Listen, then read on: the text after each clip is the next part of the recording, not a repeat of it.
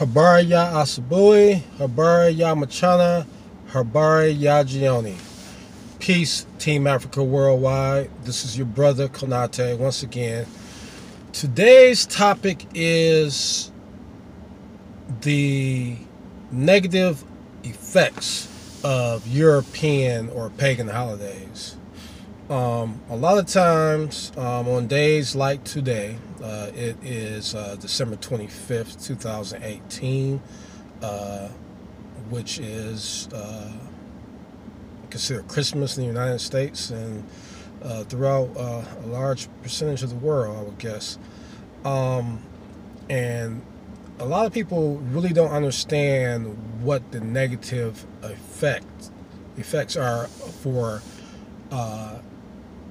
celebrating holidays that are created by your oppressor. We try to figure out ways to make it okay, but it's never really okay. And I'm going to go straight into the negative effects and then talk about the details after that.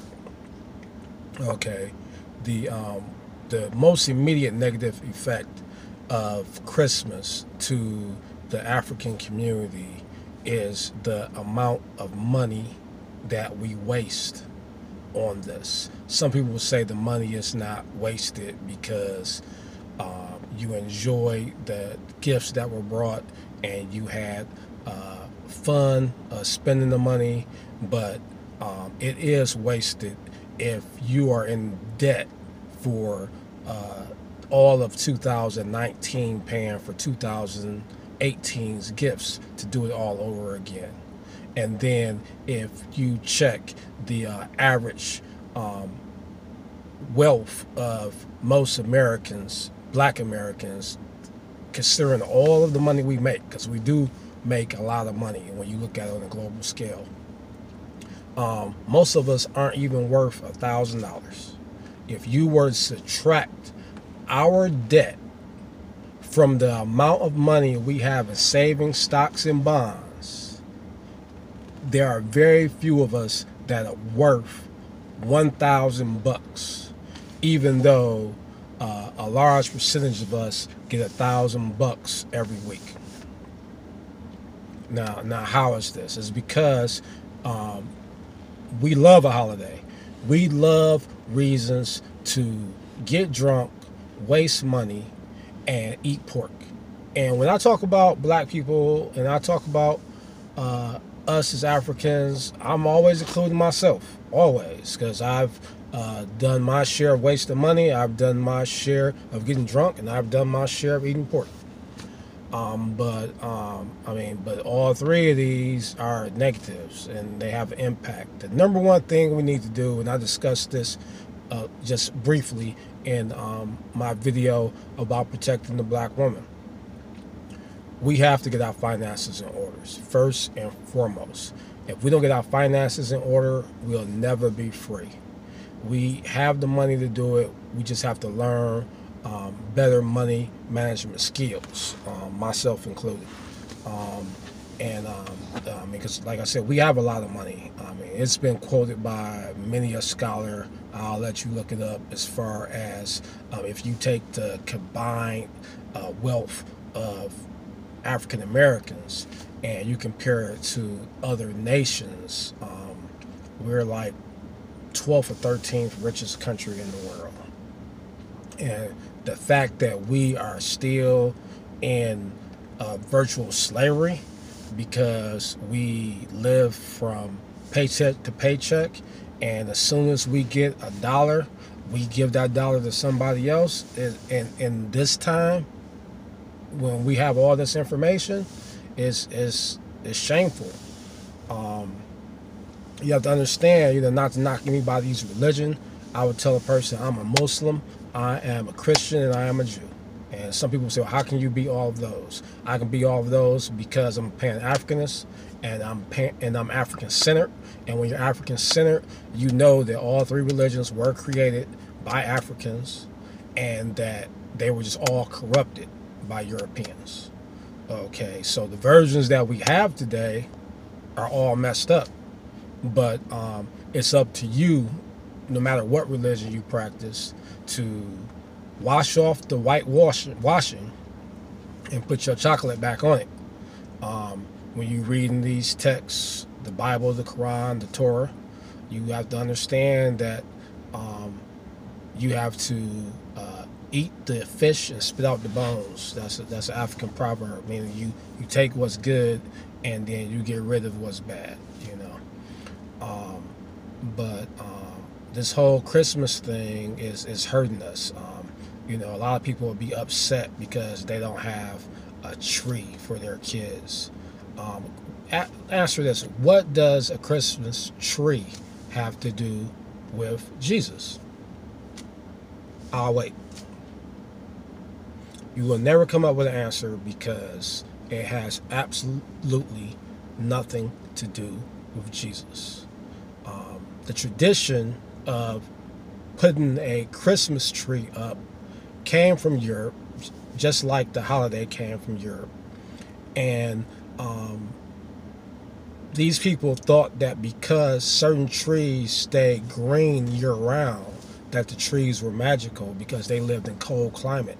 And so if certain trees retain their vegetation and stay green while all the other trees' leaves have fallen off, they thought this tree was magical. And we know that Europeans have always had a problem with fertility. They've always had a problem procreating.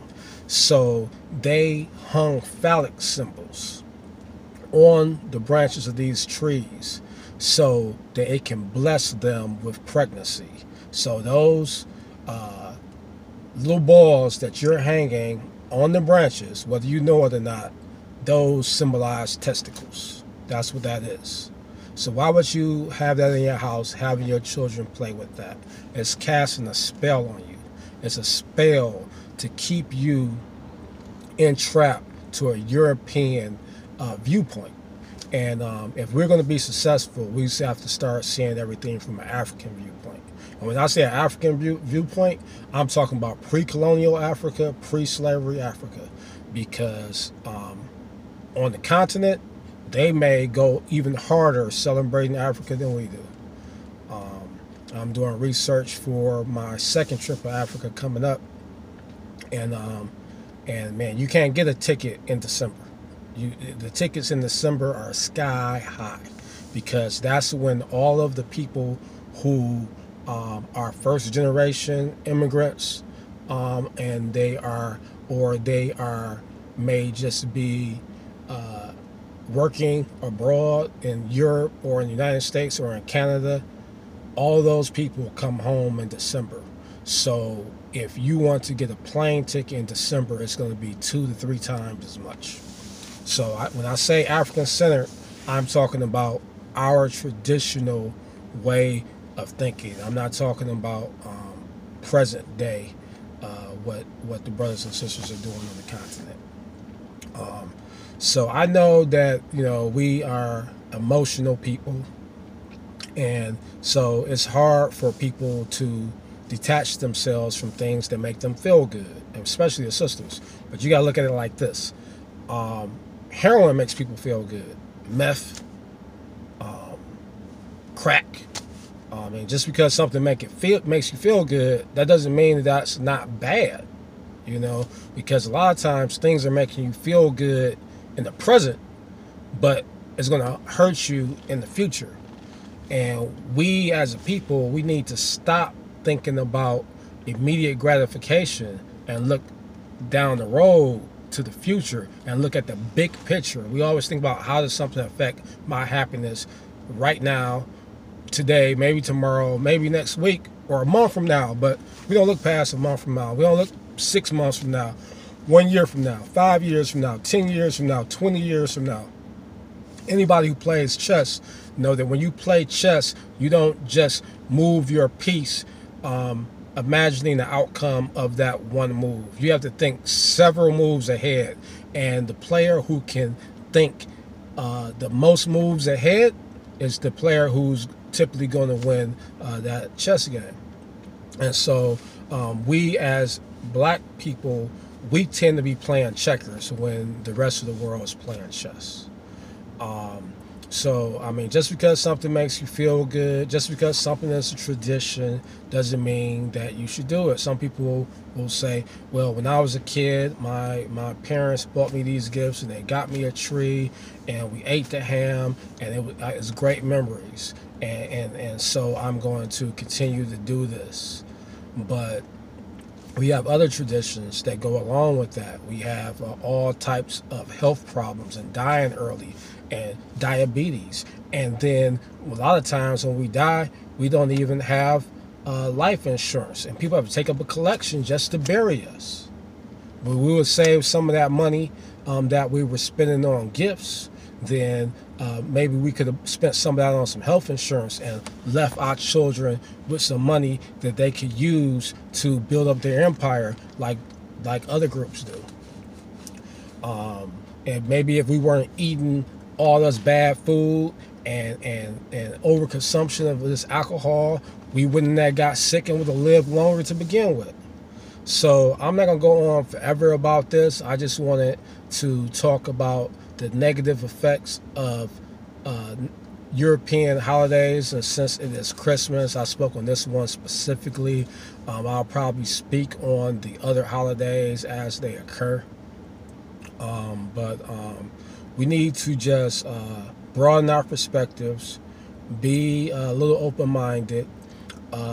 Don't think that it's strong not to change. A lot of people think that if you can't change their mind, that means they're strong. No, that does not mean you're strong. That means you're weak. Because a strong person, if you believe in something, you can evaluate other viewpoints. And if you're strong in your belief, after you evaluate those viewpoints, if it was the correct viewpoint, then you're going to come back to your original viewpoint. But if you discover that you were acting on improper information, then the strong thing is to make that change. Just living with your head in the sand, that's not strong. Saying I'm right, when you're wrong. Information doesn't belong to anybody. Any of the information that I ever give, any of this information that I spoke today, it does not belong to your brother Konate. This information belongs to the universe. Just because one person acquired some information prior to somebody else doesn't necessarily make that person superior, because there was a time that I didn't know the information that I'm now trying to share with you. And there's going to become a time when if you embrace this information and you try to pass it on to somebody else, you're going to also remember when you didn't know it. So that's not going to make you superior to the next person, but they are probably going to fight against you, and you're going to be saying to yourself, this person thinks they know what they're talking about, but you're going to know they don't know what they're talking about because you already have been where they are. But they have never been mentally where you are. So that's what I try to explain to people. Like I said, I used to get drunk. I used to eat pork. I used to celebrate these holidays. I used to break my neck to buy designer clothes and just try to always be super fly. And then when I learned that that's not the way to live and started trying to make corrections on my life and started trying to pass it on, then you have people trying to tell you that they're not going to listen to you because it's just your opinion, because a lot of people don't know the difference between opinions and facts, and I'll say this just to close: the difference between an opinion and a fact. If the thermometer reads 60 degrees Fahrenheit, I might think 60 degrees is cool. You might think 60 degrees is warm. I'm willing to discuss that with you. I'm willing to debate why I feel like it's warm and you feel like it's cool, because those are differences in opinion. But if we are both agreeing to use a Fahrenheit thermometer and it says 60 degrees, I'm not going to argue with you that it is 30 degrees. You want to say it's 30 degrees, and the thermometer says it's 60 degrees, and we are using this Fahrenheit thermometer as the standard, and then you come back and tell me that, well, we can just disagree because you just have a difference of opinion about it being 60 degrees. No, I don't have a difference of opinions about it being 60 degrees because it would be a fact that it's 60 degrees. My opinion would be whether or not it was warm or cold. So I hope that will clear things up on the misuse of that word opinion, because that really irks me sometimes. But I just wanted to put that out there before I closed out. I've exceeded 15 minutes, and you all know about my 15-minute rule. So on that note, Team Africa Worldwide, I want to say Kwaheri.